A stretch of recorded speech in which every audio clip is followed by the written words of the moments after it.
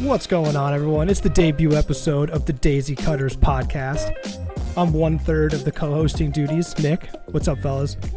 How's it going? What's going on, Nick? Things are good. We're starting a baseball podcast. You know what? Have done a lot of weird new hobbies in quarantine. We're starting a podcast just like every other late 20s white male. Why not us? Why not us at this point? But I'm excited. No, dude, honestly, the baseball thing has been something I know us three have talked about for a while. And with us all being from kind of all over the country, have different perspectives, different views. And I'm excited to just hash it out with you boys. Yeah, and so I'm Brian, one of the not Nicks. Excited for this podcast. Us boys have been talking baseball for the 5 years that we've known each other. So we figured, why don't we take these conversations to the people, to the streets? So I grew up in LA area, so huge Dodgers fan whole life. So this past year was good. Looking forward to another hopeful World Series championship and hopefully able to go to a parade. But definitely excited for the podcast and the season. So I should probably say my name too. That would make sense.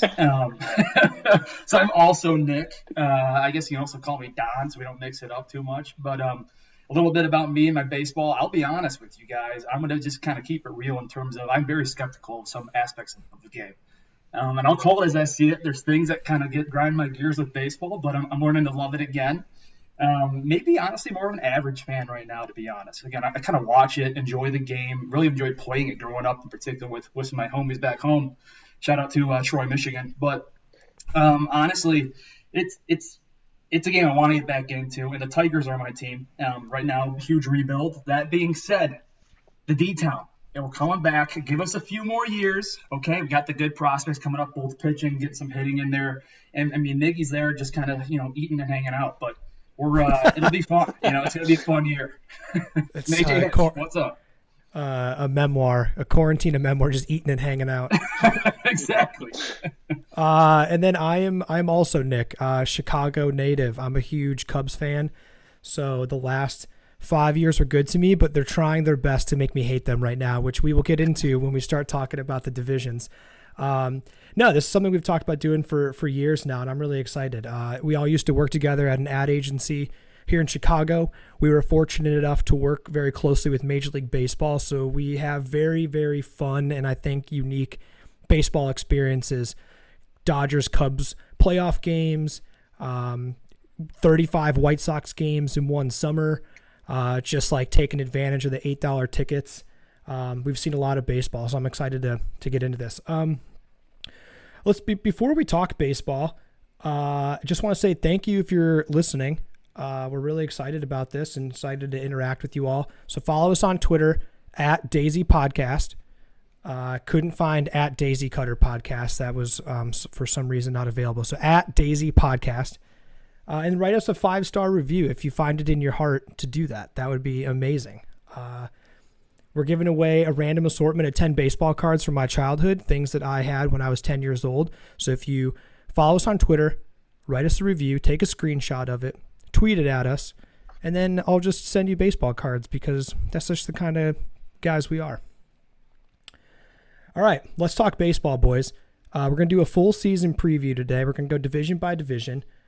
Before we do that, off the top of your head, what are you most excited about for the season? Storyline, key divisions, what's got you amped?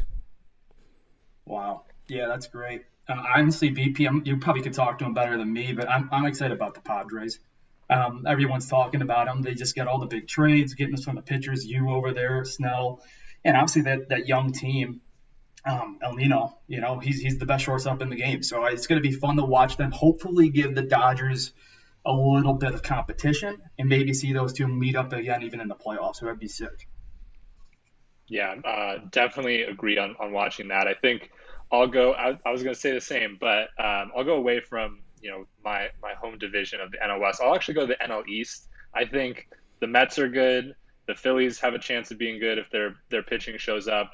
Nationals, they have the pitching. They've got Juan Soto, who's just an amazing ball player. I think, that division, I think we'll get into it more, but any of those teams I think could win it. I think you might get at least one wild card from there. If it's not the Dodgers and Padres, maybe two. So it's going to be, I think that's the division I'm most interested in coming up. Yeah, I'm really excited to talk NL East. I think that was a division I have by far the most notes about. What I'm most excited about for 2021 is to see if these young teams actually take a step forward and compete for a full season. So you have the Padres, the White Sox, and the Blue Jays. All have really high expectations, super young teams, franchise players, stars for the next decade, but can they actually compete for a World Series and for 162 games? Like last year was, I don't want to call it a fluke, but they only played, like a third of a season. So the Padres were healthy for the most part going in the playoffs. Like the White Sox were healthy. They, like everyone was fresh. I think this will be, can they last the whole season? So let's start in the NL East. As you alluded to, Brian, I think this is a really interesting and intriguing division. You've got the reigning NL MVP, Freddie Freeman. The Mets traded for Francisco Lindor. The Marlins were a huge surprise last year and bounced my Cubbies out of the playoffs, which is tragic. Well, I fucking hate the Marlins. I hate the Marlins. Maybe more than any franchise in baseball. I hate the Marlins. And then Bryce Harper, Juan Soto, Max Scherzer. I was thinking about this. I think this division has the most top 20 players in all of baseball. Yeah. Juan Soto, Max Scherzer, DeGrom, Lindor, Harper, Freddie Freeman, Ronald Acuna. Like, it's stacked. It's awesome. Honestly, the Mets are the team, then we kind of already hinted on it, but they're making moves, and that fan base deserves them to make moves. They're finally getting talent there. I've been a DeGrom guy from the jump. In fantasy, I always try to get him because he's literally, I think, the best pitcher in baseball, arguably. But I think to your point, I mean, they're loaded. Each team has fun people to watch, fun storylines that like kind of focusing on all season. I think there's a sleeper team potentially in Philly. I feel like they always underachieve. No one kind of always wants to give them credit, but they got talent. So I want to watch them make a run. But obviously the Mets, like I said, are going to be just fun. Yeah, I'm looking at this division. I think the Braves are going to be the team at the end of the year who ends up winning it. I think the one thing that they need to work on is pitching, but a lot of it was hurt last year, so we don't really know, like, are these young guys, are they going to step up and be the next best pitchers for the Braves? Are they going to be the guys that lead them? But that offense, I was looking at their lineup.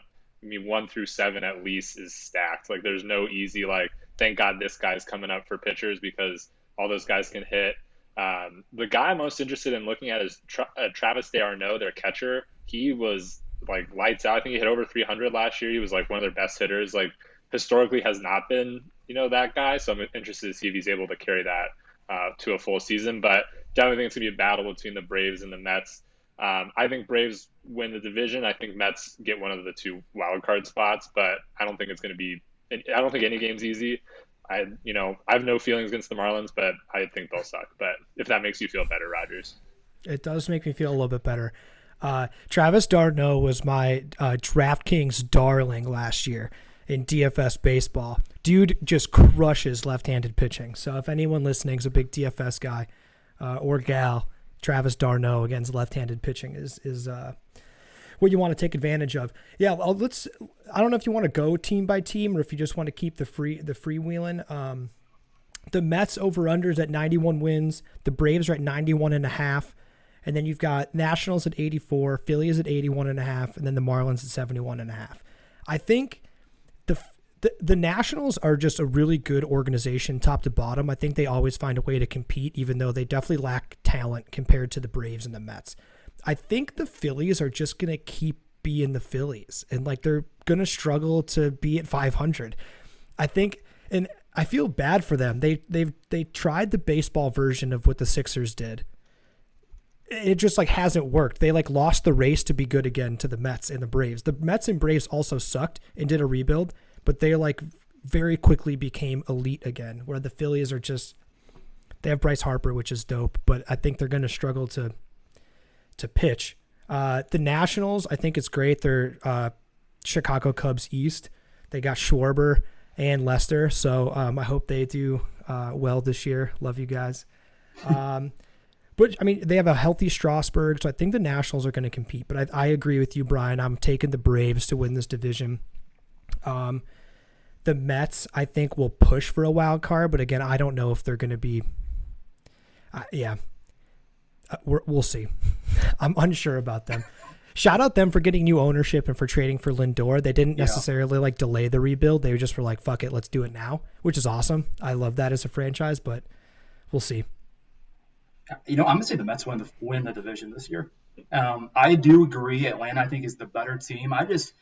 Maybe I just love the hype train, but I'm jumping on. It'd just be fun to see that team be a great team in New York. Hopefully them and also the Yankees can have, again, just awesome seasons and make that baseball central. But I just love a team when they're finally going all in.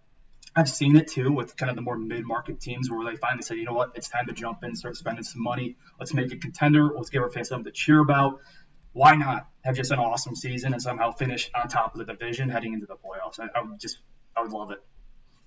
I will say the one thing that always hesitates me on hype train teams. I always feel like at baseball and in other sports, like not as much, but in baseball, I feel like the team that's hyped, they never do as well because I feel like the expectations of just a long season. But that team always the next year will be so good because it's like, oh yeah, like I could picture the Mets being like the super contender next year where like they fall short this year. Next year is like, oh, they're just the Mets. Like the LOL Mets meme like comes back out. And then next year it's like, oh yeah, like they just win every game.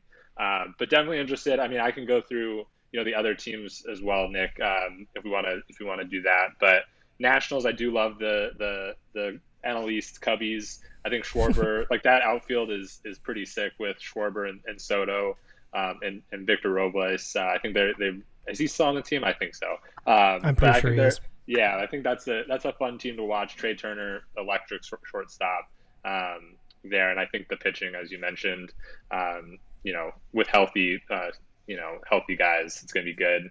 Phillies, I mean, they re-signed Real Muto, and they obviously have Harper, but besides that, I don't think they've really done enough. And then the Marlins, I don't like. Is Mattingly still the manager? I don't like him since his time in the Dodgers. So, I think it was lightning in a bottle in this 60-game season. But we'll see next year. But yeah, I think overall, I think Braves win the division. I think Mets maybe sneak into that second wild card. Yeah, same. I think that probably covers the NL East. We could probably move on. I do think the Marlins are going to struggle a lot. So screw the Marlins. I mean, between the 2003 NLCS, the sweep of the Cubs in a short season, like this team it has specifically the worst experiences for me as a Cubs fan. And the Mets, I watched the Mets sweep the Cubs in the 2015 NLCS, I think it was, and they celebrated on the mound at Wrigley Field while I sat there watching. So they can also pound it. Let's move to the NL Central. Let's talk about my Cubbies because I think that they might struggle to break 500 this year. Good run for the Cubs, the class of the division, I would say, for the last 4 years. But times are changing. They're actively trying to make me hate them. I think that this division should be competitive, but also I'm unsure. No team in this division has an over 87 wins. So either that means this division's really tough and everyone has a similar talent level, or they all stink and like someone has to win 87 games. I don't know. The Cardinals went out and traded for Arenado. The Reds were everyone's dark horse last year, but I think they lost Bauer, so who knows what they're going to be like. Then you got the Cubs and Brewers who are going to be good, but I think everyone would expect them around 500. How about you guys? Yeah, I mean, listen, this division, I'm kind of with you. I think it's up in the air. I'll be watching these games mainly because it's just a great matchup in terms of uniforms. All these teams rock sick-ass unis, but I do think in terms of who's going to come out on top, pretty wide open. The Cardinals, a lot of hype with Nolo going over there, which is sick. All that being said, I think the Brewers are the team everyone's kind of forgetting a little bit about. Obviously, Yelich, like if he can come back just being MVP form again, they just have a great, I think, kind of core group of guys over there. But I think the Reds are going to go back to the basement. Cubs might kind of claw and scratch. I'm kind of with you, Nick. I think their window's coming to an end here. Maybe have to retool or rebuild. But I think maybe looking at the division again, Brewers are going to be my team. I think who will slowly but surely somehow come out on top. Yeah, I think the NL Central is outside the NL East. I feel like the NL Central is the division I'm going to watch the opposite reason of the NL East, because it's just like, all these teams are just going to be battling for like who's not the worst. I feel like more so than like who's going to win it. I think the Cardinals made some moves. They have their Cardinal Devil magic, so we'll see. They'll probably either get a wild card or win the division, and somehow make the World Series, because that's what they do. But I think they made the right moves. I think they saw the Cubs kind of sending out, Darvish to the Padres, and kind of saw not re-signing people. Maybe took that as like, hey, let's go get Arenado. Not that the Rockies asked nearly enough for him, but that's a different story that we can probably touch on later. But I think the Cardinals are the team I think will win it. I'm not like 100% confident in that one. But I think that 86 win total is actually probably pretty accurate for who wins the division. Brewers, like Endon mentioned, I think with Yelich, playing like he does, I think you never can count them out. Reds, also with Endon, I think they're back to the basement. They've got some good pieces. I think what will end up happening with them is they'll probably trade away, Castellanos and some of those guys, midway through the season, try to retool, get some prospects back, and kind of just do what the Reds do. The Cubs are actually a team that I'm really interested in. They got my boy Jock from the Dodgers, who was one of my favorite players there, so definitely going to watch them. But I mean, they still, with that infield of Chris Bryant, Javi Baez, and Anthony Rizzo, I don't think you can count out those guys in any game. So I think it'll just be interesting. I think Rogers, you can probably talk more about their pitching. I think it'll be interesting to see what they do with that. But they're just a team that, with those three guys, I would never count out of a game unless they're down like 10-0. But and then Pirates, I mean, they don't spend money, and I think 58.5 wins might be generous, this year with them. But we'll see how it goes. But Pirates in the bottom. The only thing I'm confident about in the Central is that the Pirates will be last. I 100% agree. They're by far the worst team in baseball. I don't even think it's close. Yeah, I mean, let's do like a quick run through every team, because I do think this is a really interesting division. The Cardinals added Arenado. Arenado and Goldschmidt are going to be absolutely a force in the middle of a lineup. I think there's tons of holes elsewhere, though. They don't have an outfielder on their roster that batted over 226 last year. That's a problem. Like that's tough. I think that they're going to struggle to pitch. Jack Flaherty is great, but Adam Wainwright is like almost 40 years old. Carlos Martinez was garbage last year. I don't know what else they're going to do. So I think theoretically they could make a big leap, but I don't know. You still got to score runs. Yeah, and I think if you're starting catchers, I mean, like Yachty, I mean, everyone loves him, but again, like, what is he? He's got to be almost 40 as well. Like, if your best catcher on your team is that old, not saying that he's not good or anything, but I think that is one thing that, like you mentioned, like if you got your 3 and 4 hitter in Arenado and Goldschmidt, but it's going to be a lot of our guys going to step up this season. Yeah, and just kind of piggyback off of that too. I think when you look at postseason baseball, the biggest thing that comes into play is depth, and you got to have guys who can plug and play, produce all over your lineup, both defensively and offensively. And to your guys' point, Nick, I mean, yeah, they got some great players, no doubt about it, some of the best in the game at their position, but the rest of the team is either unproven or they don't really have much answers there. So St. Louis will be fun to watch. I see them kind of similar to the Cubs clawing and seeing where they kind of finish the season. Could be at a high, could be kind of more of a low. We'll see. Yeah, I say all that also knowing that this is like the classic Cardinals great team. That like preseason, you're like, I don't know, they got like a bunch of guys, and then they just end up being like all-stars because It's just what the Cardinals somehow do, is produce greatness out of, some guy they drafted in the 35th round out of Cedar Rapids.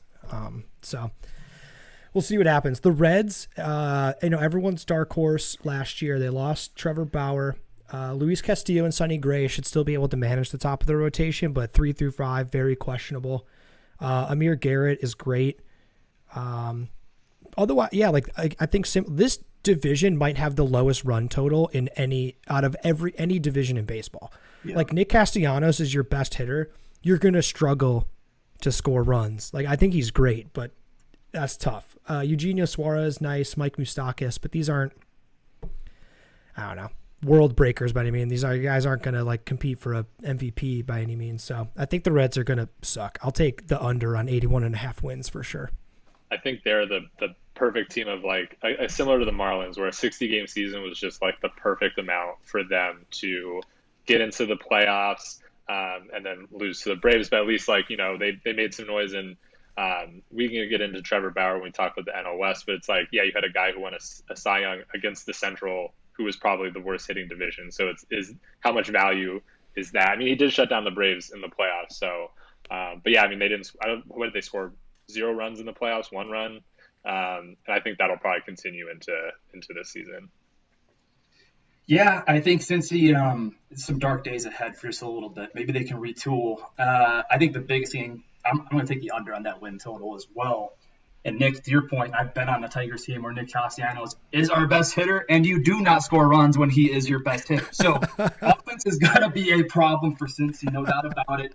And the Reds, you know, they have a couple of good pitchers. Like I said, Sonny Gray, I'm a big fan of him and how he kind of reinvented himself in Cincinnati. They'll hang around, but the offense will keep them down. Great logo, great stadium, though. I know I just kind of trash shit on the Reds, but I love the Reds logo, love the unis, love the stadium on the river there. So you got that going, Reds fans. Cubs. I don't know what they're doing. Kind of what you were mentioning, Brian. You cannot count on a team that has Bryant, Baez, Rizzo, Contreras, Happ. I think that's a lethal lineup if they remember how to hit. Last year was weird. They couldn't score any runs. This team, the pitching staff is the giant question mark. There's multiple giant question marks. Are they going to trade Wilson Contreras and Chris Bryant? Are they going to, score any runs again? Is Jake Arrieta have anything left in the tank? Like they still don't have a fifth pitcher in a rotation. I don't know who it's going to be. I'm taking the over on 78.5 because I think that they're a very experienced team and they always find ways to compete at the end of the season.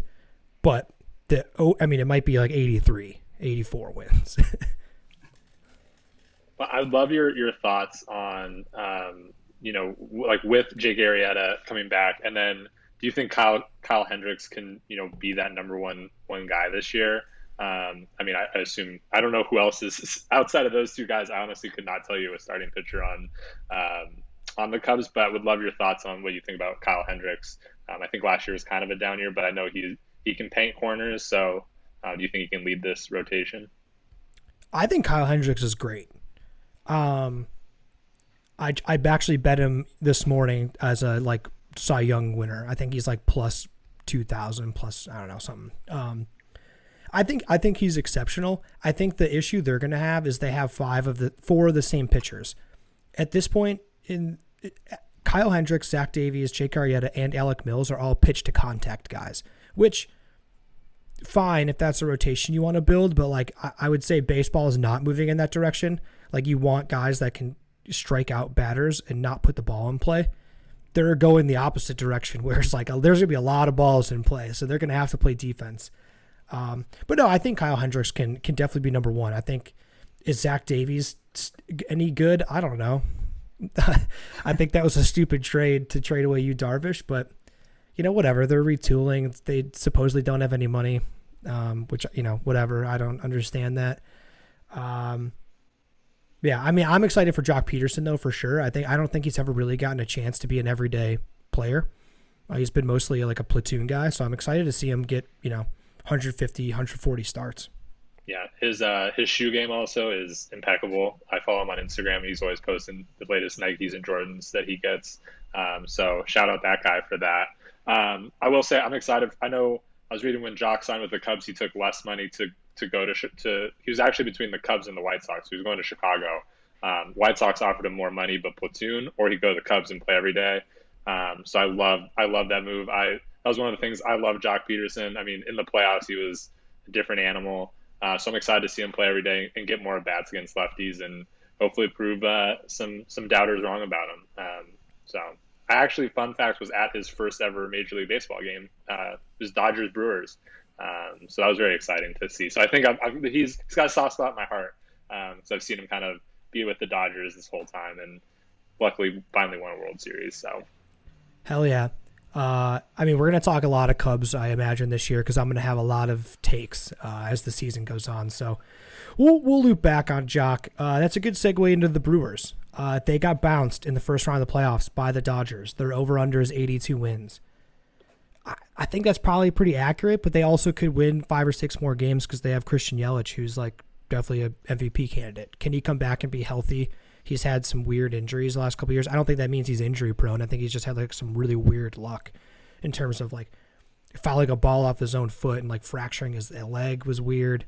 So they still have a really great bullpen. Like every team in this division is who's going to start pitching? Like, are they going to be able to actually start 162 games of baseball? I don't know. I also just like side comment. I think this is probably similar to how you feel, Brian, about the Padres in relation to the Dodgers. People make up this rivalry that the Brewers are rivals to the Cubs. The Brewers are the like unwanted stepchild of Chicago. They are not a rival. They've been good for like 3 years out of the last like 25. That doesn't count. So I'll take on 82 wins. Yeah, I'll say, and when we get to the NL West, we'll talk about it. It's probably very similar. I'll dive into that later. But yeah, I think the same, like, again, we've talked about the 60-game season a little bit, but with the Brewers, like, no starting pitching and an elite bullpen, like, that plays so well because it's 60 games. You can just, like, get through it. I think they had a reliever who probably would have won Rookie of the Year if he stayed healthy. But I just think over 162 games, like, I mean, we saw the Brewers, the past couple of years, they get to the playoffs and that bullpen just kind of falls apart because they've been playing, like, they have to rely on them so much. And you can only do that until they kind of fall apart. I think, Hader is elite.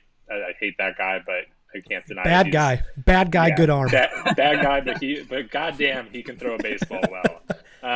But I mean, I think the same. Any team with, every time, I feel like Yelich always comes up in the big situations, and he more times than not does get that big hit. So I think with the over/under, I mean, what is it at 82? I think that's pretty spot on. They strike me as a 500 team, but I'll say under, and kind of those trading those wins from the Cubs to go over. The Brewers will go under based on that. So I picked the Brewers to win this division. So let's talk about it. Tell us why. I'm interested. Tell us why. Number one for me is I think they've had they had like a little window of playoff success. They made the playoffs, I believe, 3 of the last 4 years. So they clearly have a team that understands how to get there. I think the biggest thing for anybody is, of course, just finding a way to finish, right? And it all starts with Yelich. Obviously, kind of a rougher year for him last year, but when he's healthy, and I love Christian Yelich, when he's healthy, he just rakes. And he's not maybe a guy who's going to be flashy, but he's just one of the best batters, pure hitters in all of baseball. And on top of that, defensively, he can make plays as well. I think when he's healthy, that offense kind of forms its own identity, and people have timely hitting around him. He makes the team better that way. But the pitching is obviously the biggest question, and you guys nailed it. Starting pitching, you need it. And that way you can hopefully save your bullpen for when you need it come postseason time. But if they can get to the postseason with a healthy Yelich and that bullpen being fresh somehow, I think they're going to be a dangerous team who could, again, maybe make a little bit of noise. And who knows? I get the biggest thing, we keep talking about this, but the NL Central is just wide open. It's like, why not Milwaukee? Why not Chicago? Why not like St. Louis? There's so many teams you can add. Why not us? Yeah, 100%. That's another reason I hate the Marlins is for trading Christian Yelich for a can of peanuts to the Brewers, that organization, man. Christian Yelich is phenomenal. So I agree with you. They certainly have the ceiling to be great. It's just kind of like, where's the mean fall for them? Pirates, we can skip. They stink. I don't know what else to talk about. They traded their best player, Jameson Taillon, to the Yankees. They're actively trying to lose. They're in a major rebuild. So let's go to the NL West. Going to be a bloodbath at the top. Yeah. But also maybe not. The Dodgers are just like the greatest team on earth. And their over-under is at 103.5 wins. That's crazy. That's like the expectation is to have 103 wins. Which I probably would take the over. Like, this team has so much depth. at the top. I don't understand how the Padres have done an excellent job very quickly trying to capitalize on their team and trying to push the Dodgers. I just don't know if it's going to be enough. The Dodgers they won the World Series last year after being down 3-1. Like, they're just, there's not much else to say. They're loaded. They're loaded with talent. And they added the NL Cy Young. Like, their pitching staff, Bauer, Walker Buehler, Clayton Kershaw, Dustin May, Julio Urias, and David Price coming back healthy. Like, there's just too much depth. Yeah. Mookie Betts, Cody Bellinger, Corey Seager. Like, I don't understand how this baseball is so wonky that team can exist in the same space as the Pirates, where like they probably have 4 times as much salary as the Pirates do. But we can go team by team. That's my overall take. We can do overview, like quick overview. I mean, I'm a Dodgers fan, so like I love it. I'm always going to take the over just because that's just me. But like other stuff, I think Padres did a lot. But yeah, I think like obviously Dodgers are probably the class of MLB, the National League, and probably Major League Baseball as a whole. But I mean, it's not going to be an easy like walk in the park to win the division. Yeah, I mean, the Dodgers are the best team in all of baseball. It's really not even close right now until people can say otherwise or prove otherwise. That lineup is loaded. The pitching is there. They've added to it. I mean, with Bauer going there, that's even making them more electric and dangerous. It's really going to come down to them in San Diego, in my opinion. The rest of the 3 teams can, hope and pray, but they're not going to do anything. I mean, San Fran, Colorado, Arizona, like, have fun with the rebuild. But, obviously, like, Los Angeles and San Diego, it's just going to be so fun if San Diego lives up to their potential. And the Dodgers will be there. So it's going to be just fun watching those two. Let's start with the Dodgers then. Do they have any holes? Like, do they actually have any weaknesses at all? No, Brian, as the resident Dodgers person. I mean, every year it's got to be closer, I think, and that's like probably a small hole, if any. I mean, Kenley Jansen, I was reading this earlier, like outside of one terrible game, he actually was like one of the best closers in baseball. He blew a 5-run lead against Houston last year. But outside of that, he was one of the best pitchers in baseball. But I think besides that, I don't see any. I mean, like you mentioned, it's like they have probably 7 or 8 guys who would be like a number 2 or 3 starter on any other team. Their bullpen is just a solid collection of guys. I think closer, if they go by committee or they stick with Kenley, we'll see. But I mean, the offense up and down is incredible. I think I will say maybe second base. Kike was one of those guys who went to Boston. Kike Hernandez, I think he was one of those guys that was just, if you needed a second baseman, you just plug him in there. But I think like the Dodgers always end up finding a guy like Max Muncy, and all of a sudden they're an all-star. Similar to the Cardinals. So besides that, I don't see any. So it's like closer and second base, but besides that, not really. Small. Yeah, I mean, it's easy to hit in between Mookie Betts, Cody Bellinger, Corey Seager, Justin Turner, Max Muncy. Like, you could, you're getting pitches thrown to you because there's other guys that are dangerous. There's no holes on this team. I know what Brian's being nice by saying closer is like maybe a hole, and it kind of is. I get, we'll see what happens at that position. But this team is they're loaded. And also that 5 runs they gave up, whatever it was, against Houston. I bet you Houston was cheating, so we can just scratch that one. But yeah. We need a trash can sound for the pod. Every time we talk about the Astros, we just need a faint little trash can noise in the background. But yeah, the Dodgers, they're too good. I mean, Mookie Betts, the fact that Boston was dumb enough to give him up when they did, he really, in my opinion, transformed that team to like just take it to the next level. I mean, he's a 5. I mean, he can do everything. He can hit. He can play defense. He can run. He's just constantly in the lineup too. He's your guy who you can rely on now, in and out, to kind of help really, I think, steer that offense in the right direction, even if other bats go cold. Yeah, they're exceptional. 3 out of the last 4 World Series. They've made 3 of the last 4 World Series. It's a shame they only have 1, considering how great this team has been in the regular season for 5 or 6 years. But it must be nice to have like a consistently really competitive team that has a chance every year. So let's go to the Padres. They're trying their best. It probably won't be enough, but they're certainly trying. Signed Fernando Tatis, mega deal. It's going to be in San Diego for the next 14 years. They traded for Yu Darvish and Blake Snell, which I think is dope. That was the obvious hole for that team when they were in the playoffs going against the Dodgers. They just didn't have enough starting pitching. They went out and solved that problem. So I think that's dope. 94.5 over under seems probably right. I'll probably take the under just because that's a lot of wins for a team that hasn't proven they can do that for a whole season yet. But they're good. I think, will they be able to score? They should be able to score runs, but I think I definitely have like Machado hasn't necessarily been that guy since they signed him. Will Myers, Tommy Pham, Eric Hosmer are nice, but this team they hit bombs though. I guess if the home run ball stays, then they're good. If they can't get the ball over the fence, they're gonna struggle to drive guys in. But yeah, I mean they're a fun team. I'm excited for the Dodgers-Padres games this year. I think, as you mentioned, it's like, I mean, a lot of their success last year came from guys who had never been good. Like, are they going to be able to? I think I'm going through it. Like Jake Cronenworth at second base, one of their best players. They just signed a guy from Korea. Like, is he going to step up? I mean, you have Tommy Pham. Like Trent Grisham was their center fielder. He's like, one of their best players last year. Are these guys going to be able to have that success from last year and take it to this year to really propel them to where they were last year and the expectations they have? I don't know. I'm not going to be like, yeah, I mean, obviously I'm biased and will not think the Padres will ever be good because my entire life, the Friars, they've never been good. I mean, I think they've been good like once or twice in my lifetime. So it's always one of those things you just think, you're like, it's just the Padres.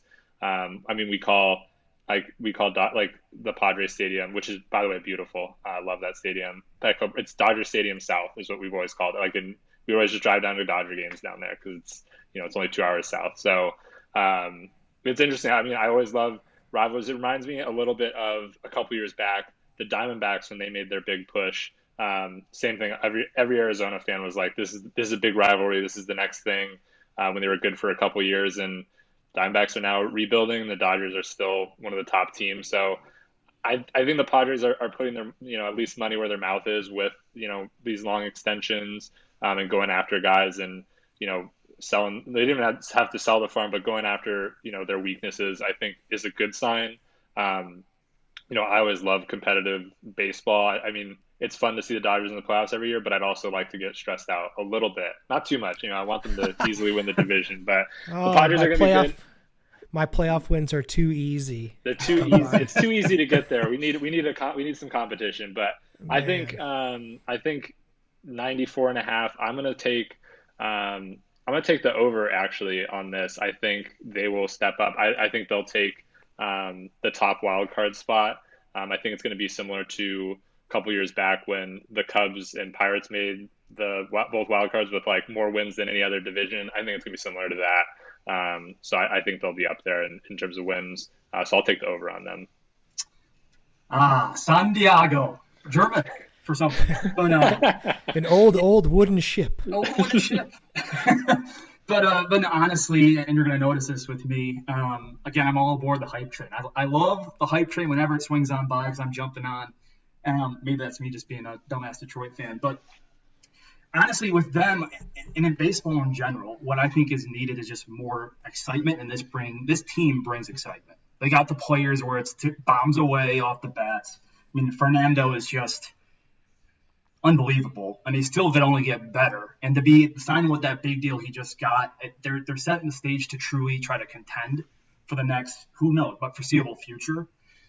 As, again, kind of a smaller market team, you see this from time to time when the team's finally ready to kind of take that plunge and, whip out the paychecks and just like, let's go for it. And they're looking to do that. And that whole division, the NL West, they need someone besides the Dodgers to like be more fun to watch. And that's what I think San Diego's going to give us. And hopefully they live up to the hype. I would love to see them just battle it out this year. Yeah, I think, a Padres White Sox World Series would be the swaggiest World Series of all time. And Brian, you might be right about the over. I mean, the Padres and Dodgers are going to be able to beat up on the Diamondbacks, the Giants, and the Rockies. They're terrible teams. The Diamondbacks are actively trying to lose.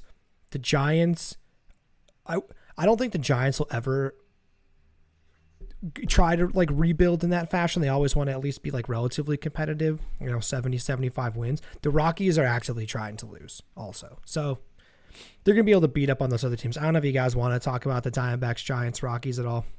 I'll just add on the Rockies. We can talk about like the Arenado trade. I think like it's always tough to see. Like, I mean, I'm glad he's out of the division. I'll admit that, but it's tough to see, probably one of the best, if not the best third baseman in baseball given up for nothing. I get they're giving him a lot of money. When he signed that contract, they're like, we're going to be competitive. And then, they just don't spend any money. I think that I saw it was like the last free agent they've signed was now in 2018. So I just think that's it's tough for Rockies fans. And, I feel like as a Cubs fan, Nick, you're probably mad that the Cardinals got him for, whatever. So I think, and like Rockies are paying his contracts. It's like all this stuff. And I think for baseball as a whole, I think that's terrible. I would rather face Nolan Arenado, a ton than just like guys having to just like, get traded off because they're trying to lose and not trying to pay a guy and, whatever it might be. Is it worse to have, here's how I'm going to frame this. Would you rather be a fan of a team like the Angels, where they have the best player in baseball, but for 15 years can't capitalize on it, or the Rockies, where they have an exceptional player and then they just isolate him and trade him and give up on the whole organization? Which would you rather be a fan of? I think it's tough. I would probably lean toward the Angels side. I think, at least you can watch the best player in baseball and, go into the season with high expectations of, I think, I have friends who are Angels fan every year before every year. It's like, oh, they're not going to win. But if these things fall in the right place, it's like that's every single year. I think I'd rather that and have a little glimmer of hope at the beginning of the season. And worst case scenario, you get to watch the best player in baseball rather than, like every 2 or 3 years you get it. Like I think of like the Rays. It's like, oh, this awesome pitcher, this awesome guy comes up. It's like, glad to have him for a little bit until he gets traded away. Like I just that would be tough. I think. Give me Mike Trout.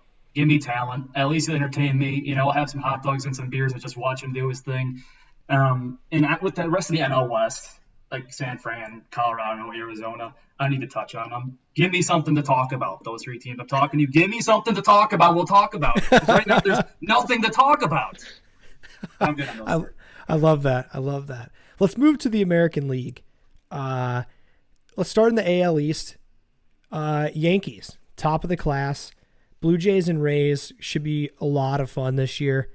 I'm not sure they're going to really compete with the Yankees, but they should be able to compete for a wild card spot. I think the Yankees are very clearly the second best team in baseball on paper. Their biggest issue has always been injuries and health, but they're the evil empire, so they always find a way to win 96 games, appear in the playoffs.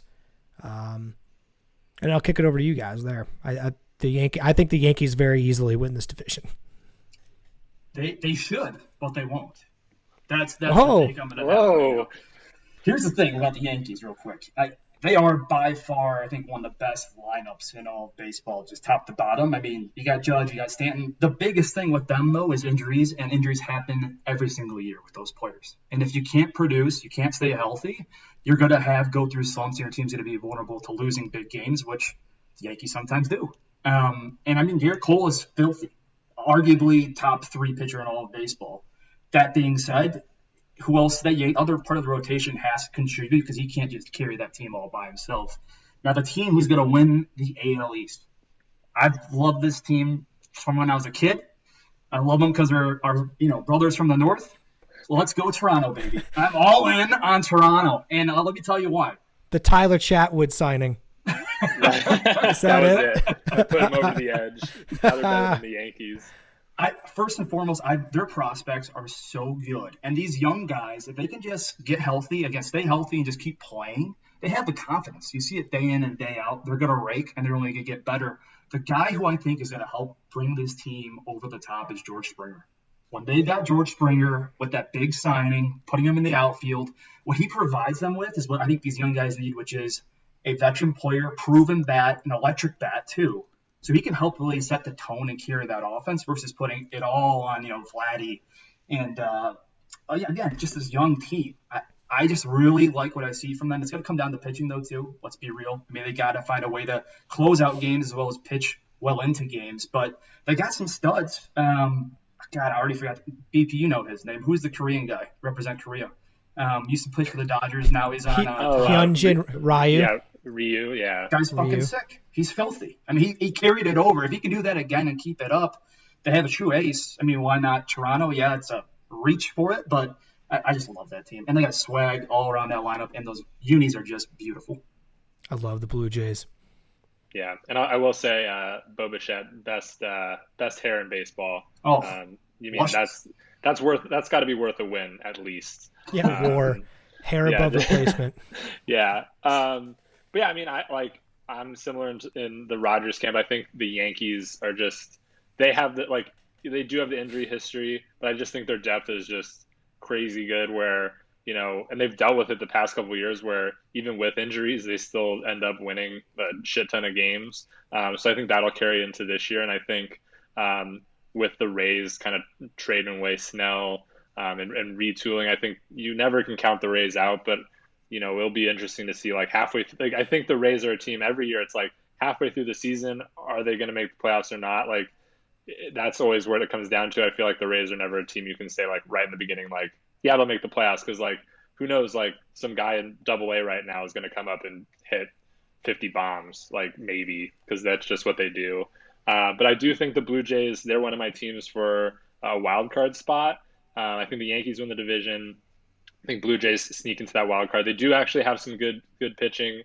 They got two of my old Dodgers, Ryu and Stripling, and I think both those guys are just solid pitchers. And I think that, as you mentioned, that lineup is electric. I think, like you mentioned, with having Springer leading off every game, I think that just helps solidify, even better. So for over-unders, Yankees at 95.5. I'll take about that. So I'll say over at 96. I think the Rays will be under 86, and the Blue Jays will be over 86. I think the Yankees and Blue Jays will be those teams. And again, similar to the Padres, it's awesome to see a team like the Blue Jays, make some big signings, make some trades. Tyler Chatwood, the man, gonna lead them to the promised land. So, and I think Red Sox, they're still retooling. Thank you for Mookie. And then Orioles they're probably the second worst team in baseball behind the Pirates. But they have some cool guys. They have some cool prospects coming up. But besides that, I don't think I need to mention anything about the Orioles, but yeah. No, quick Tyler Chatwood story. I mean, I'll never forget this for the life of me. I was at a game. It wasn't obviously not last year, the year before. He had a no-hitter through 4 innings, was losing because he had 7 walks. That's an insane amount of variance in pitching. That from batter to batter, you either have just the electric stuff that no one can touch you, or you just walk 5 runs in. He's just so infuriating.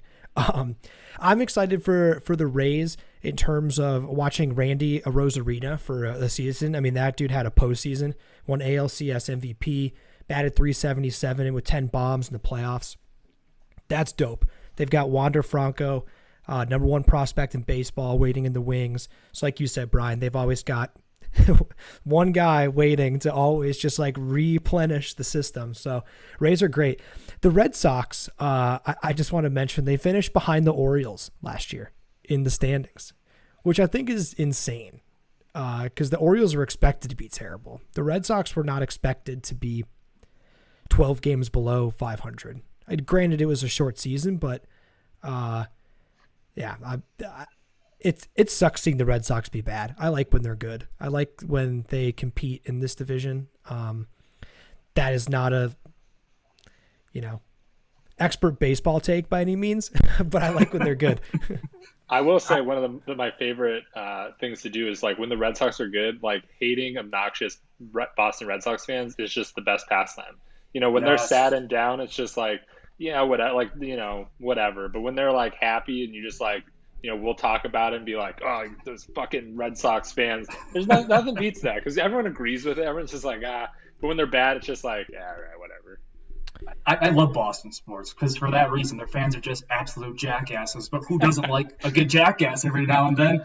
Because it is fun whenever their teams are good. They're just a great fan base, usually a great team too. Whenever they kind of first, kind of break through, it's weird to see them be as bad as they were last year, just because you're used to them contending, and they were not, only a few years away from really being again a good playoff team. I think the injury. Yeah, they won the World Series 3 years ago. Yeah, like they're recent champs. So to see them kind of fall off like they have, and I think the Mookie trade was a huge part of that. But also injuries. Sale, him getting injured. Then obviously like the whole, Alex Cora, him being able to be there, going through his whole Houston deal. I think last year they just looked out of it, didn't look inspired, kind of were just mopey and depressed. Hopefully they can kind of see some energy this year and maybe build off something. In Tampa Bay, I got to give them a round of applause. It's just like, what a run by that franchise last year. Again, I think they're the best run small market team in baseball in terms of not, being comfortable spending a ton of money, still finding ways to compete and really, again, look at their kind of farm system. And a big shout out, last one for Tampa Bay. G-Man Choi, another Korean brother. Dude, talk about a guy who loves the game. But follow him on Instagram. Follow this videos of him. This guy's hilarious. Goes to the plate, smile, bat flip, doesn't freaking matter. Shout out to him. He's my boy. One of the best baseball bodies. Yeah.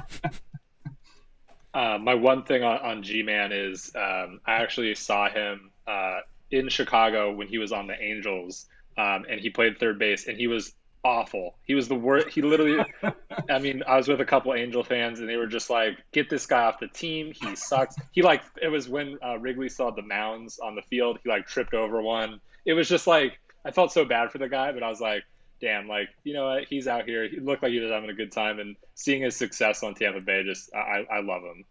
It's what the Rays do. Yeah. Take a guy who was floundering another system, and now, he's a face of the Rays now, so hopefully he stays there. Yeah, and if there's any Boston fans listening, we're open to you shitting on our organizations as well. Like the Cubs are an open. I think they're very easy to mock. So hop in the mentions at Daisy Podcast on Twitter. The Orioles, real quick, before I don't want to beat a dead horse talking about the AL East, but I think this is the year we're going to start seeing some of the fruits of their labor from the Manny Machado trade. So we should start to see some of those top 5 Orioles prospects coming through, which should just be cool. Good for the Orioles. Great ballpark, great jerseys. I wish the Orioles were good, honestly. I've never seen them be good in my 28 years of existence on this earth. I don't think I've ever seen them be good. So maybe 5 years from now, I don't know. I might have kids by the time the Orioles are good. Yeah. I'll also shout out Trey Mancini. He is coming back from colon cancer. So awesome story. I saw today his first spring training at bat. For the limited fans that were there, standing ovation. Couldn't be happier for the guy. I think coming back from that and being able to play baseball is awesome. So I would love to see the Orioles be successful. I think, like you said, they're a fun team. Probably one of the better uniforms in baseball, cool ballpark. And yeah, who doesn't like a team from Baltimore? Yeah, I guess what I'd say to a Baltimore fan is, as a Tigers fan, I'll see you in the basement. See you there. Well said. Let's move to the AL Central. How far away are the Tigers from being good? How close are the Tigers? I'll say it the opposite way. How close are the Tigers? That's a great question. I will say Avila, Al. He has been doing a nice job being patient with this roster and truly investing in the farm system, which is, we had Dombrowski for who knows how long, and he was great. He goes anywhere. He's going to make trades, build a contender through trading and giving away prospects. Like most mid-market teams, though, you just can't sustain that payroll. So we've had to replenish the farm system, and the pitchers we have coming up are studs. Matt Manning, Casey Mize, what's his name? I'm forgetting him. Oh, my boy Skubal. These guys are Tariq Skubal. Yeah, they are going to be the front of this rotation for probably the next 7 to 8 years, and all of them have potential ace-like abilities that be arguably, if it all pans out, one of the best rotations in the next probably 3 to 4 or 5 years.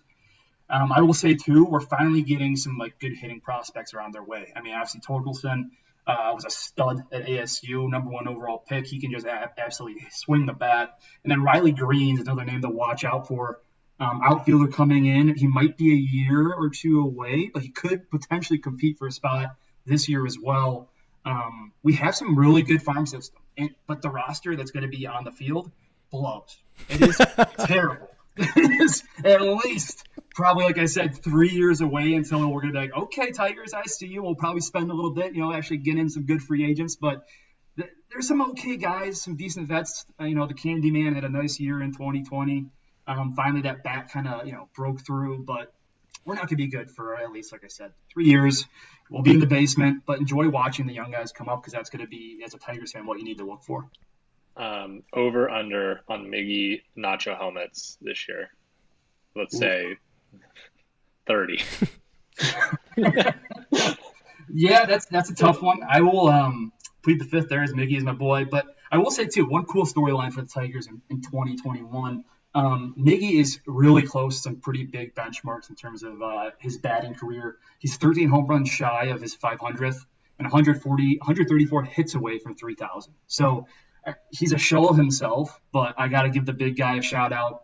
To this day, one of the most amazing things I got to appreciate and watch day in and day out was his Triple Crown run a few years back, and that was just unbelievable as we saw one in our generation kind of do that. So shout out to him. Hopefully he hits those, again, benchmarks this year. I saw Miggy play single A ball for the Kane County Cougars, which is stadium out where I'm from, and played high school ball, which was cool. Can you? I know we're a baseball podcast, but can you rank the current Detroit sports teams in terms of where we're at, like contending? Yeah, or just like your personal take on that question. Just like rank the current status of the 4 Detroit sports teams. Yes, we are rebuild city right now. It's a tough time to be a Detroit sports fan. It is, but I'd say this, trying to be, optimistic here.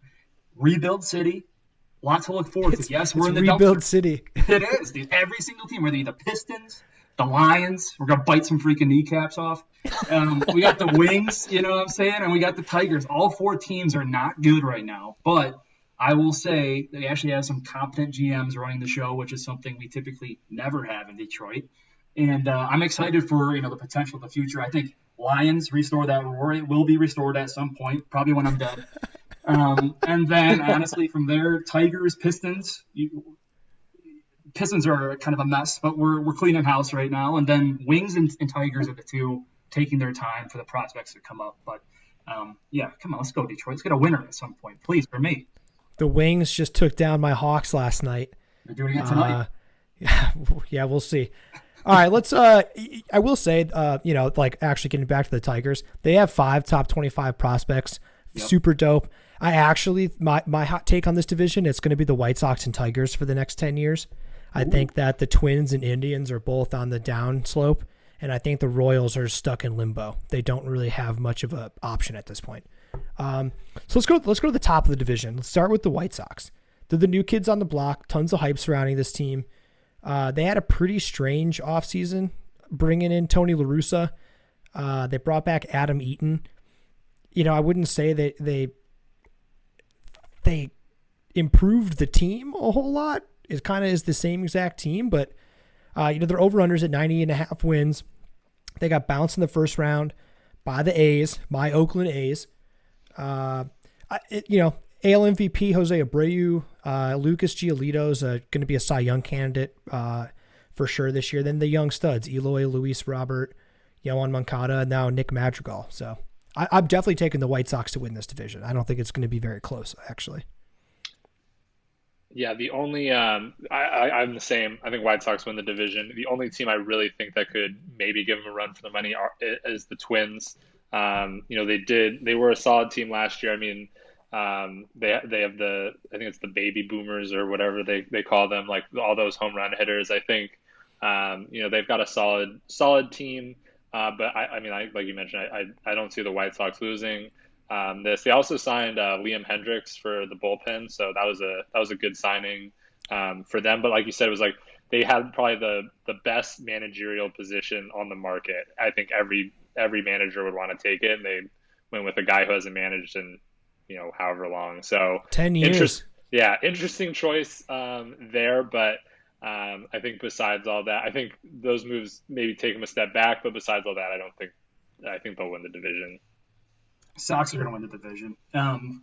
They're just too talented when you look at their roster and these prospects of theirs who are now just starting to, again, make it to the big leagues. I mean, you saw it last year, their potential, and maybe it was just a shortened season, so they do have to prove they can all, again, stay healthy and do it through an actual MLB full-length season. But their talent is too much compared to all the other teams. And honestly, Big LG, I mean, I think he's going to be best pitcher in the AL potentially in all of baseball this year and lead them on a huge postseason run to win a World Series. Calling it right now.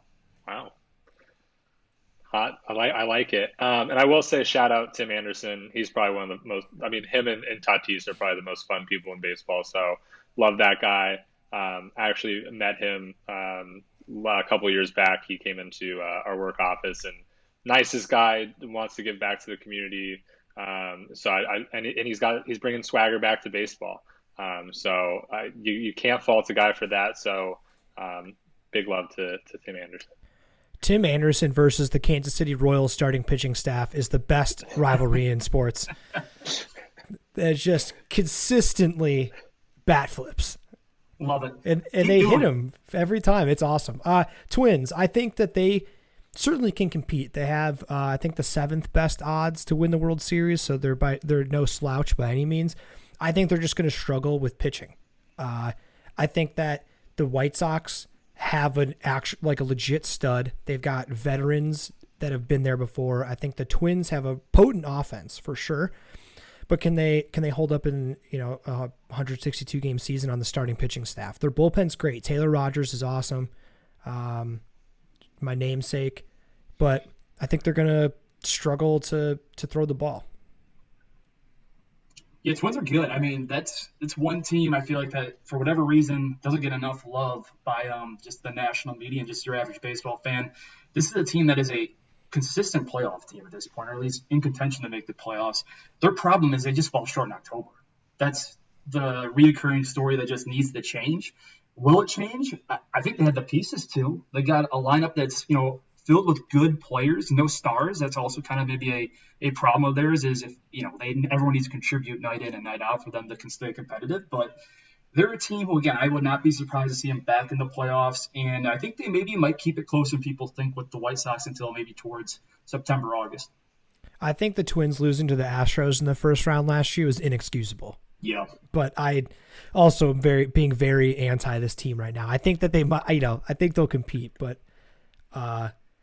let's go to the Indians. Unless, Brian, you have anything to talk about the Twins. I didn't mean to. No, let's talk Cleveland. Are they changing the name or just the logo? It's just the logo. I think it's the name. I think not this year, but I think next year they'll just be Cleveland. I think the Cleveland baseball team.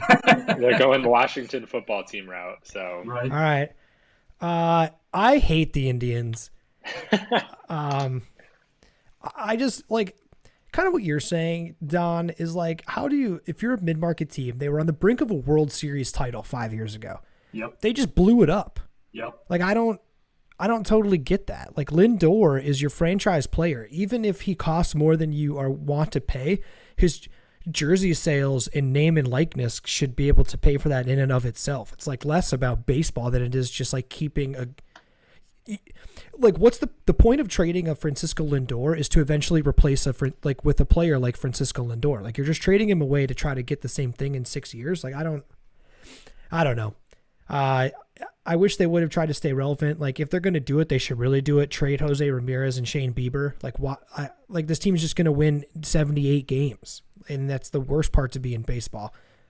Is you're going to have the 16th overall pick in the first round of the draft. That's no guarantee that guy's good.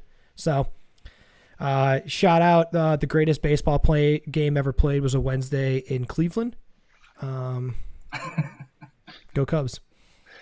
Yeah, I kind of mentioned this earlier with the Rockies. I think trading away a stud like Lindor, you didn't even get much back. It's just bad. What's going on with baseball's trade evaluations? I feel like every trade so far, Yu Darvish, Nolan Arenado, Francisco Lindor. It's where's the evaluation coming from?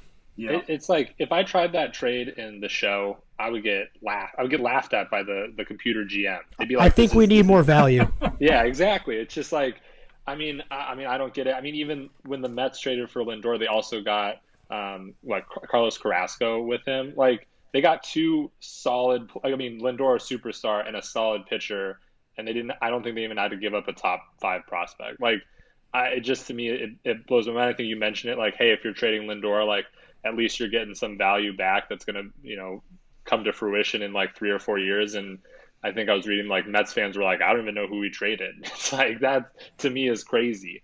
But yeah, I mean, I think I agree with you. I mean, they have Cy Young winner in Shane Bieber, Roberto Perez, solid catcher. Jose Ramirez is just going to be hitting for average. I mean, they have a solid enough team, but with them trading Lindor and pitching, it's just one of those things that, like you said, they're just going to probably hover around 500 most of the year and miss out on playoffs. And it's going to be one of those things where, like, well, if they had Lindor and maybe spent some money, they might have been able to challenge the White Sox and Twins. But with how it is, I just don't see it. Yeah, Cleveland. It's a story we always see played out over and over, right? It's one of those mid-market teams. They invest, they have a window, and then hopefully you get a championship in that window when your team's stacked. And if you don't, well, then this happens. Shit hits the fan. You unload contracts, players who are, again, star players, just to kind of get that payroll down based on how much you've been paying the last couple of years to kind of have a true contender there. It's too bad. Cleveland, it's a city, again, where I appreciate the fans. They're just diehards when it comes to their sports teams, and they missed the window, and I can feel for them as a Tigers fan. I had that exact same thing happen to me. So it's going to be rough. They're going to have to rebuild, not retool, legit rebuild this thing. And I think Shane Bieber is amazing to watch. Again, one of the best baseballs, obviously, one of the best pitchers in baseball, but it might be also a situation where you need to trade him at some point if you're not going to contend sometime soon. So Cleveland is going to be tough. We'll see what they do, but they're probably just continue to go downhill from here for a little while. Couldn't have said it better myself. Let's touch on the Royals real quick. I think they're just going to be major sellers at the deadline. I think they're kind of stuck in limbo because they're too good to tank. Sort of. I think that they're going to have to trade Soler, Whit Merrifield, Hunter Dozier. They just traded for Andrew Benintendi from the Red Sox. But I think they're going to be major sellers. They're going to have to go back to the bottom, which I love the Royals. Shout out Kansas City. Underrated town. Yeah, so I was reading an interesting article on them the other day. Their GM and their owner and also like their manager have come out and said, like, we expect to contend in 2021. So I'm curious to see if that's just, a rah-rah speech given by the guys right now, even though they know, shit might not be good. But at the same time, I'm curious. Kansas City is that team who not too long ago, again, had a great team in place. Great city, too. Was there for a fantasy football draft last year. Great barbecue. But, it's a place where I feel like they have always wanted to have a winner, and baseball means a lot to them. I just don't really know where they're at in terms of, to your point, Nick, are we rebuilding? Are we trying to win? Like, where are we going? What's kind of the timeline here? Yeah, Ben Zobrist, king of KC. And Chicago maybe as well. I'll say with Kansas City, they've got pieces to contend, but I feel like that rah-rah speech. I think the Rockies GM said after they traded Arenado, they're still going to compete. So who knows with that? Compete for the bottom of the barrel. Yeah, to get the first pick. But definitely think that Kansas City is always an interesting team. They kind of remind me of like. I think they're trying to go in like the Rays direction of just having like a solid, always have a guy they can bring up, and yeah, we can trade away this guy because like the second coming of Mookie Betts or whatever is coming up and right, like they have those guys. But yeah, it'll be interesting. I'm kind of with Nick that they'll probably sell off some guys at the trade deadline, and probably get ready to retool for the next couple of years. But I know it's tough. It's like the Giants went through this too, where you have these guys who brought you a World Series, like Salvador Perez, who like grew up, like do you trade that guy? He like has only known Kansas City, and probably loved by everyone there. Like, do you trade that guy? Like, it's tough. But maybe they do to get another World Series. So All right, let's move on to the AL West. This is a weird division. Yeah. I would say fairly similar to the NL Central, that it's pretty wide open. I think that it could be the Angels' year. The A's have real question marks, but probably the best team in the division on paper, but real question marks. The Astros lost George Springer. All these guys that brought them all that World Series greatness are 4 or 5 years older. They're not as superstar level. The Mariners, I feel bad for the Mariners. We'll get to that take when we actually get to the Mariners. And the Rangers are bad, but I think those three teams at the top, the Angels, the Astros, and the A's, are going to compete for most of the season because I think the talent level is fairly similar. I don't think that one team is far superior to the other. Yeah, I think for me, I think the A's are going to win the division. They're so good. I know they beat the White Sox in the playoffs last year and probably should have beat the Astros, but I think they're just a solid team. I think they're good. They got Matt Chapman, probably the second best third baseman in baseball. Could argue first, but I think they just got a solid team that they'll win. Probably one of the best uniforms in baseball too. So again, that's probably worth 1 or 2 wins right there. But I think they'll win the division. I think the Astros might be in trouble with Verlander out the whole year with after having Tommy John. And I don't think the pitching is there. And like you said, Rogers, you alluded to, you have guys like Jose Altuve and Alex Bregman and Carlos Correa who took a step back last year. Are they going to be able to recapture that this year? It'll be seen. And I think, losing Springer at the top is going to have a bigger effect than they might realize. Yeah, ALS is, I agree, wide open. The Angels, they keep saying, oh, baby, like, when are they finally going to do something? Like, this is a great opportunity to do something. Nick, to your point, I don't see a dominant team in the division. They're all pretty much, they got some good players here and there. They can, win games. I'm talking about Oakland, Houston, and the Angels, obviously, but none of those teams stand out to me as a clear-cut favorite to win it. I do think this is going to be Houston's last year of relevancy for a while. They have obviously still a talent there with the cheaters who have remained, but they do have talent, and the pitching without Verlander is going to definitely take a hit. But Zach and Lance are still at the top of that rotation, so they can maybe make some noise. But the big thing too is, like, obviously contracts are up next year too. Like, Greinke's going to be a free agent, Lance also going to be a free agent, Correa free agent. So it's kind of their last hurrah unless they really want to spend it and then, like, again, bring all those guys back. I still like Houston to win the division. I think they're a little bit more talented and have a little bit more playoff experience, which will go a long way here. But Oakland as well as LA, why not them too? Yeah, I'm all in on the Angels this year, just in terms of, like, fanhood, which I shouldn't even really say that because I'm a huge Oakland A's fan. That's my second favorite team. I've loved them ever since they had Eric Chavez, Barry Zito, Mark Mulder. Those are my guys. When Rich Harding got traded from the A's to the Cubs, it was a perfect trade because it's my two favorite teams. But the Angels, I want to watch them because I just want to see Mike Trout in the playoffs playing important games. That's all I want as a fan. I just want this guy who's going to go down as maybe the greatest baseball player of all time not to have his years wasted. How many years do they really have left to capitalize him? 4? Like, he's almost 30. Like, how many years do they have left where he's, like, legitimately the best player in the sport? They're a super strange organization. I love Shohei Ohtani. I think having a two-way baseball player is, like, really sick. Jose Quintana, they brought in, probably not going to add a whole lot, but another Cubs guy, so I'll be watching all of his starts. 83.5, I'm definitely going to take the over because I just want to believe in it. Yeah, the Angels are a team, and it's funny. It's every year, being in Southern California, every year it's, okay, well, they're just a couple starting pitchers away, and they're these big market, Trevor Bauer's on the market, and they don't go after them. Instead, they'll sign another bat, and they'll score every year. They'll score probably 6 or 7 runs a game, and then they'll give up 8. So I think that's just, like, the frustrating side of the Angels is everyone knows their weakness, and they just don't try to fix it. I I am bullish on the Angels as well. I think Ohtani, will actually pitch this year. He had Tommy John a couple years back. Last year was he didn't even have spring training. So this year, I think he will actually be a solid pitcher.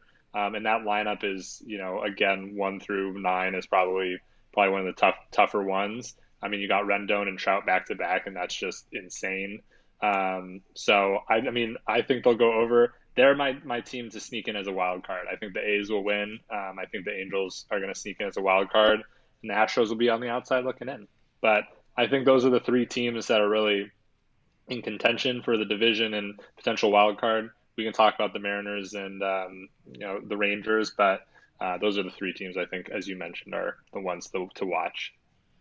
Yeah, the Angels, man. Like, you guys gonna make some noise at some point, or are we just gonna continue to basically watch you do absolutely nothing with one of the best players of all time? It's infuriating because either surround the guy with freaking talent and go on a run, or trade him so we can enjoy him somewhere else where they actually to go and win. And it's a great market. You're in LA, so don't give me the bullshit that you can't get players or you can't get people there. The Dodgers are right next door. It's like Chicago. It's a great sports town. People want to see those teams be good. And the fact that you're not good with this guy, again, Mike Trout is one of the best players of all time already. I mean, win or trade him, something. I mean, Anthony Rendon, I want him to be his, basically, was it Batman and Robin out there in LA. But you got to have just a one run in you at some point, or just give us something, please. I'm just dying for it. I don't know. I'm infuriated by the Angels. It's crazy they didn't even make a call for Trevor Bauer. Yeah. What are you doing? It's crazy town. I don't understand that. My favorite thing I will say on that is I think it was Mickey Callaway is the Angels pitching coach, and Trevor Bauer is I will never work with that guy. And then the Angels were like, okay, we'll keep him. And now it's all this sexual harassment stuff comes out. It's all right, you didn't even call Trevor Bauer because you're we're sticking with our guy, and that guy's going to get fired anyway. It's just at least make a move, at least attempt it. I don't know. Super Angels, that's just a perfect thing that would happen to them, is sticking behind a sexually assault pitching coach instead of actually trying to make their team better. All right, the Mariners. Man, I want the Mariners to be good. This division has a lot of nostalgia for me. I love the A's because when I was first getting into baseball, you can count on 3 things: death, taxes, and really fun A's pitching staffs, and an insane good third baseman. The Mariners, when we were kids, Ken Griffey Jr., Randy Johnson, Alex Rodriguez. They have John Olerud and that crazy helmet he always had on. I want this team to be good so bad. They're probably 2 years away from competing. They have 2 top 5 prospects. 20 years ago, they won 116 games. Let's get back to that, guys. They're over-unders at 71 wins. It's probably under. They're not very good, but they're close, and that's what has me excited. Yeah, I think they're probably one of my favorite AL teams. Grew up playing Ken Griffey baseball. I have a Ken Griffey Jr. jersey in my closet. I want to wear it and be yes, I also like the Mariners. They have some awesome guys coming up. I think Kyle Lewis is one of those guys. They also have the Seager brother. His contract's up. So I think, like you mentioned, I think they're a couple years away. They got some money coming off the books. Hopefully they can make some splashy signings in the next couple of years. But definitely a team I'll be watching because they're fun. And again, great stadium. You can get crickets. You can order and eat crickets there, which is amazing. The one story about them, I saw the Mariners play the Astros a couple of years back, and the Astros were really good. All these Astro fans were trying to jeer Mariners fans, and they just were yeah, we suck, we know. And it was just the greatest atmosphere ever, where all these Astro fans are trying to be dicks, and Mariners fans are yeah, whatever. We're just happy to be watching baseball. So shout out Seattle fans. Great town. Hopefully, baseball town in the next couple of years. Yeah, I'd love to see that. I'm kind of like you, Nick. I always think of, when I think Seattle, the Mariners, Griffey, Ichiro, these guys who, when you're a kid watching the game, you're they're just legends, and they're amazing to watch. It's when MLB has stars like that, that's what keeps fans engaged and involved. And that's what Seattle's had. They haven't had it in a little while. They are in like a third year of a rebuild, so they're close. I mean, the prospects are coming. They're close, but it would be so fun to see them be good. Whenever the Mariners are good, it's never a bad thing for baseball. Also, got to represent, Pacific Northwest up there. The only real squad to have all those states in mind. So we'll see. I don't think they're going to be great this year, but hopefully they can make some noise and kind of see some momentum for maybe 2022. BP, you mentioned Kyle Seager, and we're not going to get into the fallout of the CEO resigning and all the shit he said, which is very bad.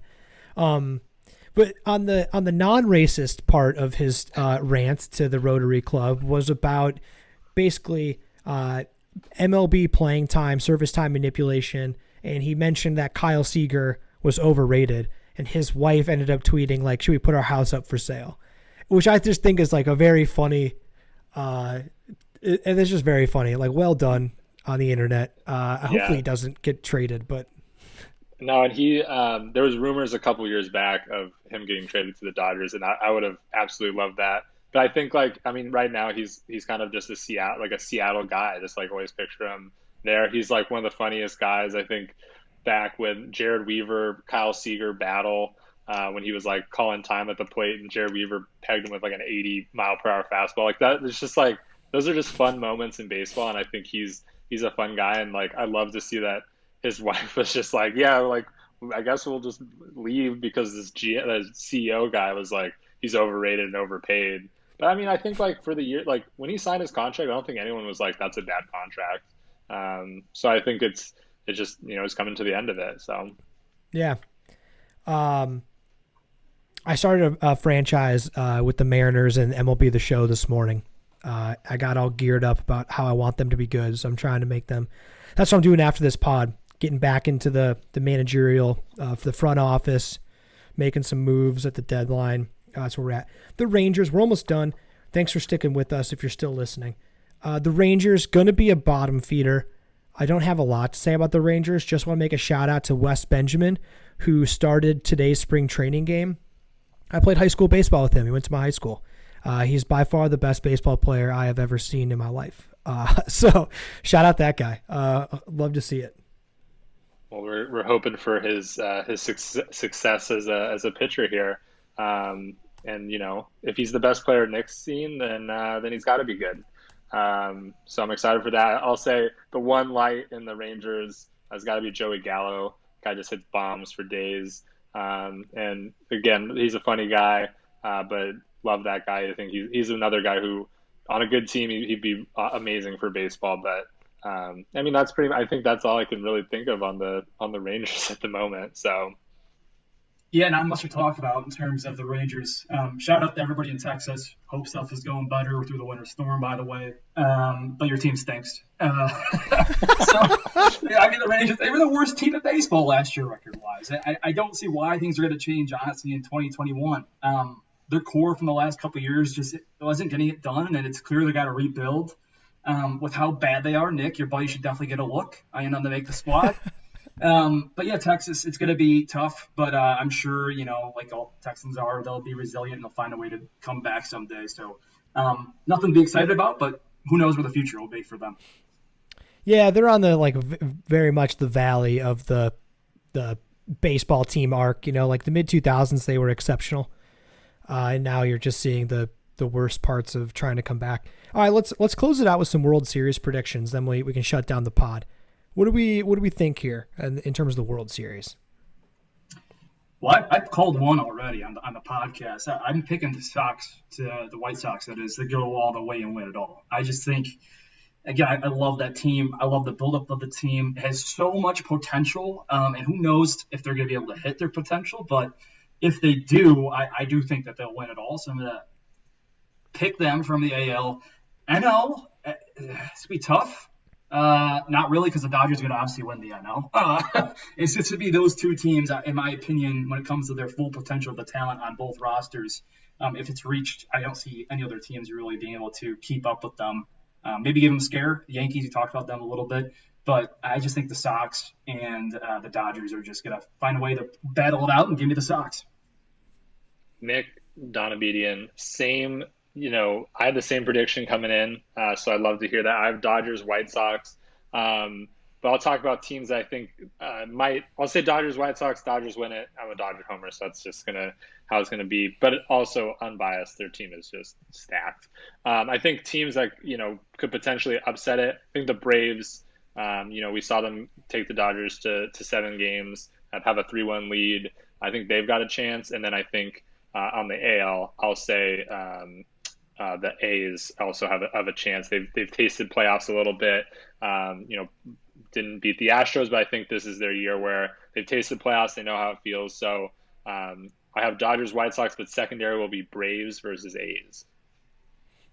All right.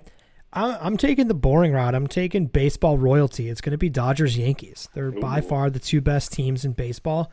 I think the Yankees, have an easier path to making it to the World Series. I think the Dodgers have more complete teams in their way. Braves, Padres, Mets, really solid teams on paper. I think that in the AL, the White Sox are young. How do they hold up for a full season? Adversity in the playoffs. Like they had a very, very, very small taste of that last year. Twins struggle pitching. Can the A's hit and score runs? I think the Yankees should theoretically, and I say this should and bolded underline should, have a cakewalk to the World Series. The Dodgers are the best team, I think, on paper, but I think they have more complete teams in their way. But still, I'm taking Dodgers, Yankees with the Dodgers World Series back to back. Love it. All right, I think that closes us out. This was fun, boys. We'll talk. We'll do this again next week. Yeah, thanks everyone for listening. It's been a good one. Yep. Enjoy the baseball season to the 12 teams that'll be relevant by the end of it. Let's go. Tweet at us. Follow us on the Twitter at Daisy Podcast. Thanks for listening.